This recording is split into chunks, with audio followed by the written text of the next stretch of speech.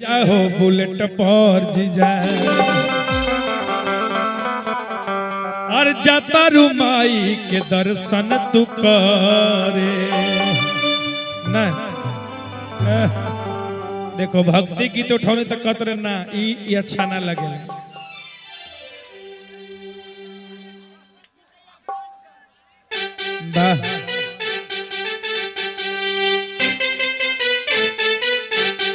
भैया हो एगो नया नया लड़का के शादी भइल, उनकर ससुरारी से फोन आइल कि जीजा जी सब केहू मेला देखे जाता, तू हमरा के मेला न घुमेबा। कहले चिंता मत करो हम आवत तानी। और जैसे आइल तो लगले सजे सबरे तो उनकर जीजा जी कहत रहे कि देखा अरे माई के दर्शन करे खातिर न जाता रू, एमे इतना सजे सबरे के बात का है।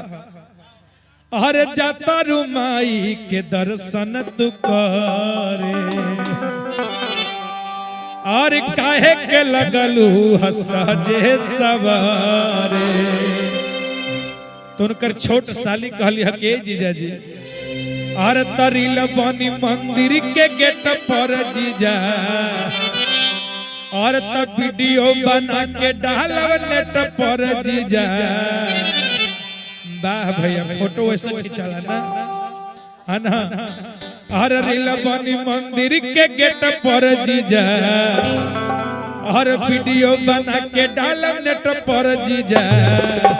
कैसे अरे बुलेट पर जीजा,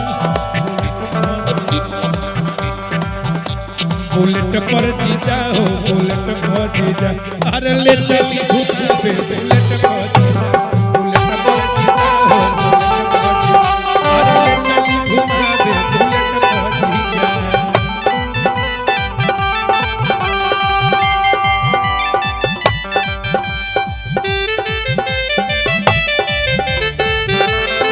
जय हो।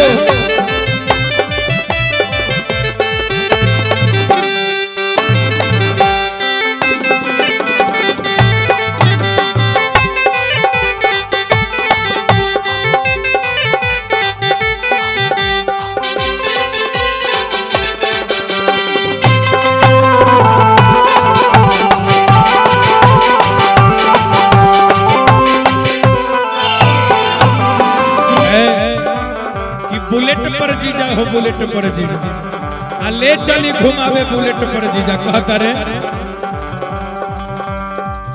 आज मानव नराउर कहल का जीजा तैयार बानी पेनी सूट ललका जीजा।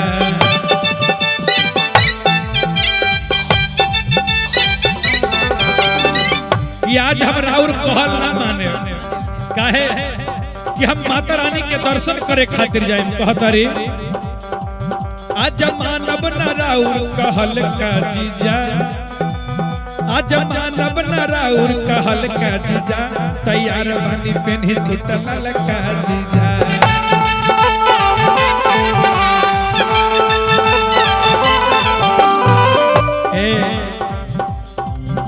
कहता रे लेकिन जीजा जी कहते कि देखो अरे इतना बकाई ठीक नहीं खे। अरे मेला में जाके क्या करबो, देखो हमार बात माना। तू कब जाए कब खाए के जौने सली घर ही याद हो। कब खाए कब तो खाए के सली घर ही याद हो।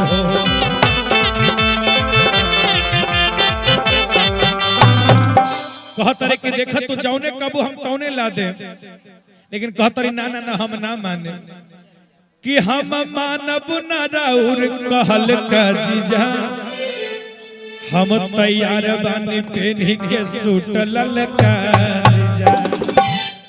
कहतरे कि देखा अरे जौने कहबू तू खाए के सली हम घर ही लिया दे हो। कि तू मेला में जाए खातिर जिद ना करो, लेकिन कहते ना हम ना माने काहे और हम मानब न कुल भी चॉकलेट पर जीजा और त चौमिनिया चाट के प्लेट पर जीजा। कहले कि का चाही तारा के कहत रे देखा अरे बुलेट पहुंची जा बुलेट पहुंची जा बुलेट पहुंची अरे ले चली घुमावे